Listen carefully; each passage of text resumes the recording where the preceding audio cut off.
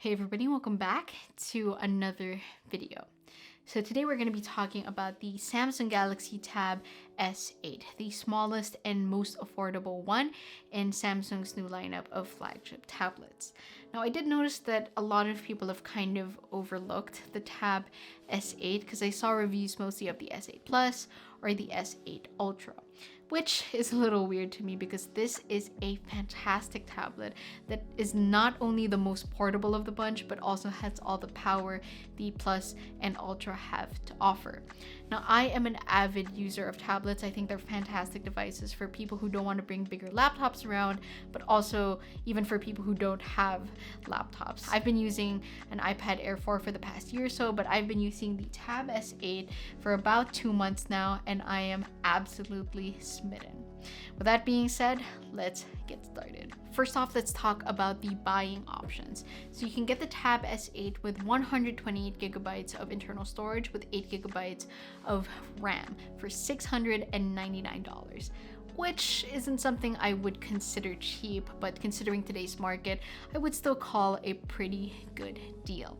Now, if you want more internal storage, you can get it with 256 gigabytes for $779. But I personally would say that the 128 gigabyte model is the best deal because one, it's a sweet spot. 128 gigabytes is a decent amount for a tablet, and two, you get expandable storage. The Tab S8 has a micro SD card slot, so you can get much more storage for much less money. And number three, you have a USB-C port, so you can easily connect an external SSD or an external hard drive and easily offload some of your files onto that if needed. Now let's talk about what makes the Tab S8 the Tab S8, which is its size. So this is an 11-inch tablet, which I think is the perfect size for the hybrid user.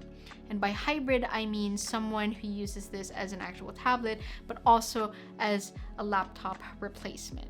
And it's not too big where it's clunky and it's hard to use with just your hands and without any other accessories, but it's also not small enough where it's hard to use as a laptop replacement. I think it's perfect for both of those use cases. In terms of design, there isn't really that much to say because this is pretty much identical to last year's Tab S7 lineup. Build quality though is absolutely amazing. It feels very well built and premium. You can get this in 3 colors, silver, graphite, or pink. I went with the silver color and I think it looks great.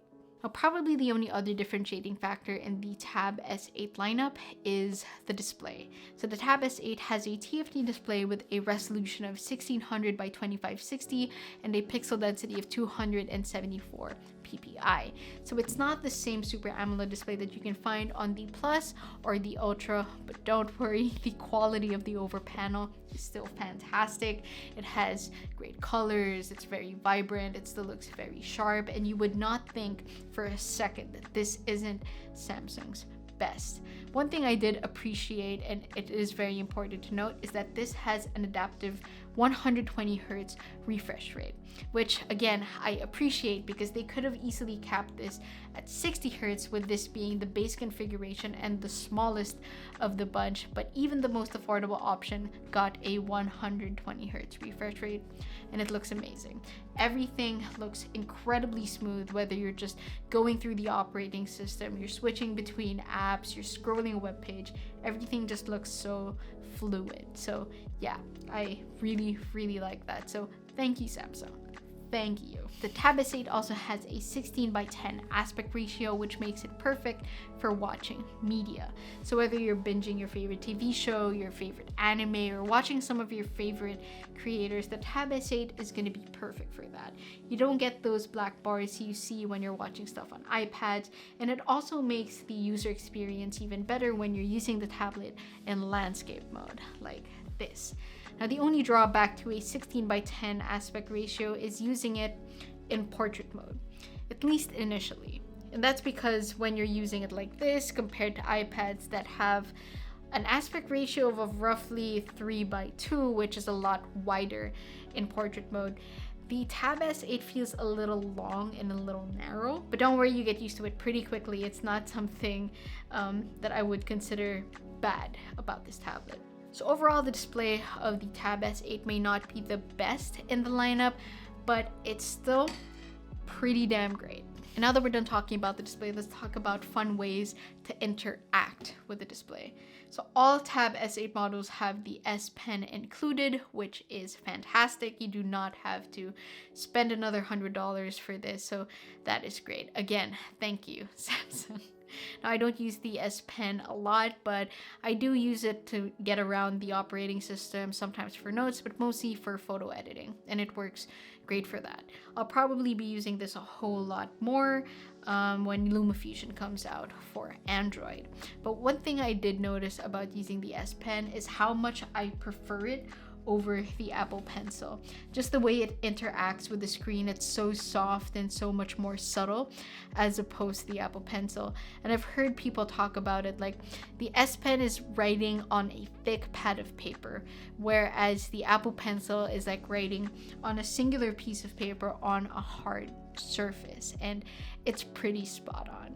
Now, one thing that does make the S Pen a little more functional than the Apple Pencil is a singular button on the side. So you can use this to open an app like the camera.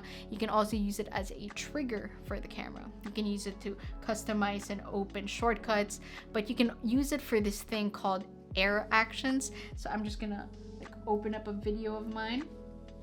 So for example, I'm gonna play this video. And this is the one about anime. So if you want to go check that out, you can go check it out. Okay, so the volume is really low. So all I need to do is press the button and do that to raise the volume. So I'm going to do that right now. This is going to be great. Yeah, this is also you can also lower the volume. A lot when recommending this anime. If you enjoy something. Yeah, you can also do other things like take a screenshot by doing this. Yep, there you go. So that is a very interesting feature to have, but I'm not sure if a lot of people will be using that.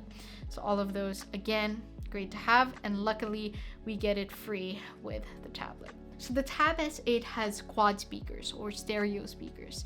You get 2 on top and 2 on the bottom, and the sound is always balanced whether you're using it in tablet or in landscape mode. So that is great. It's not as good as my MacBook Pro 14 speakers, but they are really good sounding speakers. It feels a lot more whole, a lot more full compared to my iPad Air Force dual speaker setup. One thing I will say is that I wish they were a little louder because I do find myself always maxing out the volume on the device. But overall sound quality is really, really good. Let's do a little sound test.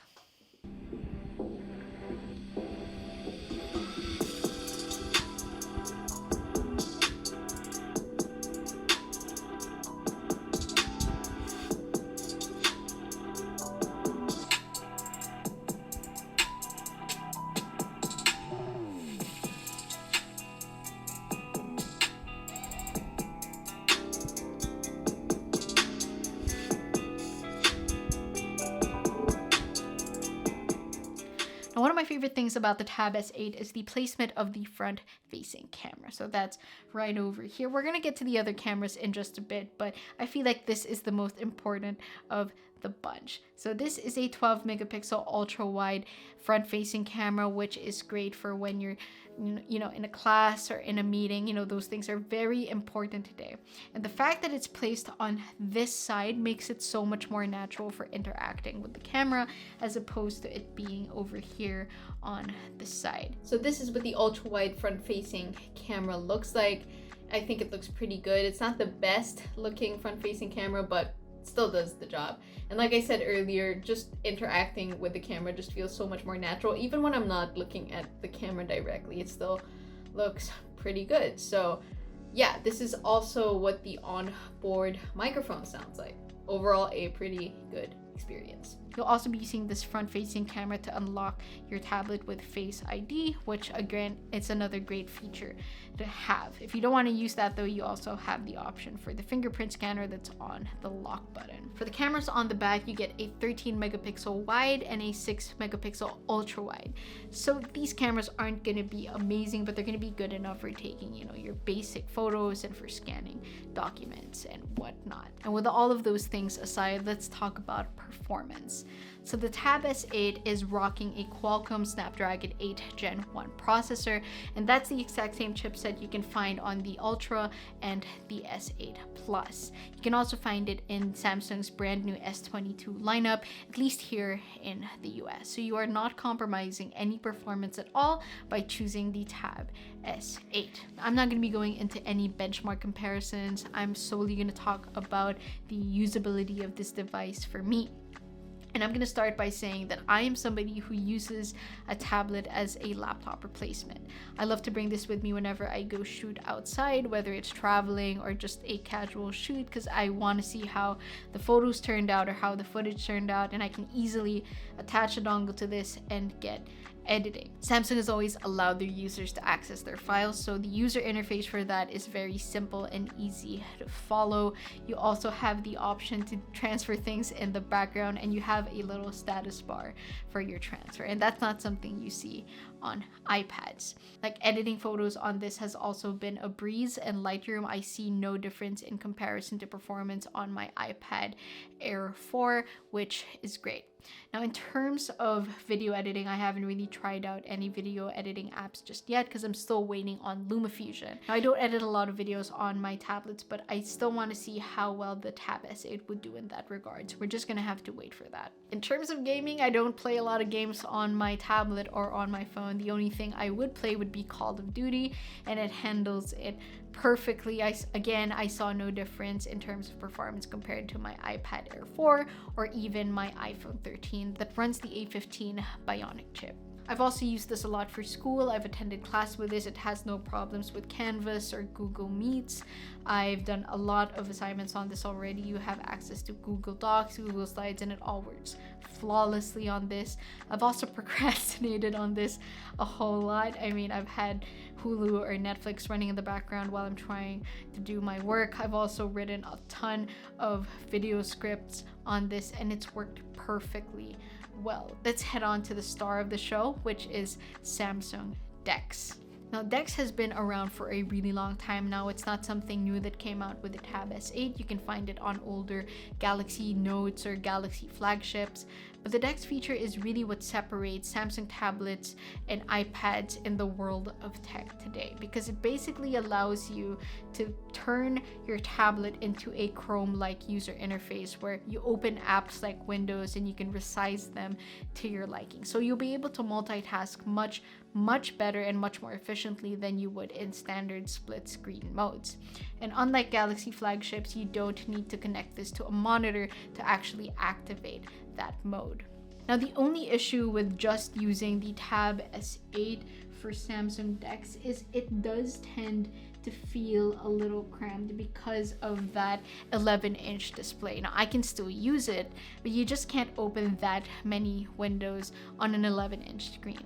Now, you could easily just hook it up to an external display and voila, problem solved. Now, the user experience connecting this to an external display is much better on Samsung tablets, because not only are you able to use the Tab S8 in tablet mode, but you'll also be able to run any app you want on the external display using DeX. Now, that is wild. So, in terms of performance, I don't really have that much to say other than it can handle anything I throw at it as a creative, as a student, and as a regular human being. Now, in terms of battery life, the Tab S8 has the smallest battery of the bunch, considering it is the smallest size, so that makes sense. It has an 8,000 milliampere battery, which works out pretty well. If you're just doing standard productivity tasks, it will last you more than a day. But of course, if you're gaming on this and streaming the entire day, you might need to charge it once within the day. But overall, I am very much happy with the overall battery life. So, yeah. And now that we've established that the Tab S8 is an absolutely fantastic tablet, I want to compare it to the iPad Air 4 and just other iPads in the market right now. So I love my iPad, and iPads have pretty much ruled supreme for the past few years, and for good reason. but for $699, it's kind of really hard to say that you're not getting a better deal on pretty much every aspect compared to the iPad 4, or maybe even the iPad Air 5. Yes, I know that the iPad Air 5 is sporting the M1 chip, and that would crush the Snapdragon 8 Gen 1 processor in terms of benchmark scores, but those are just benchmarks. Okay, in terms of actual usability, I feel like it's probably going to be the same thing in terms of streaming, gaming, productivity tasks, maybe even a better experience on the Tab S8, given that better screen, given better speakers, like DeX mode and more storage and the option for expandable storage. I feel like the Tab S8 is just looking really good right now. So that is pretty much that for this video. Hopefully you guys enjoyed it. Comment down below if you have any more questions for me, and I will try my best to answer. So yeah, like if you enjoyed it, subscribe if you haven't already, and I will see you in the next video.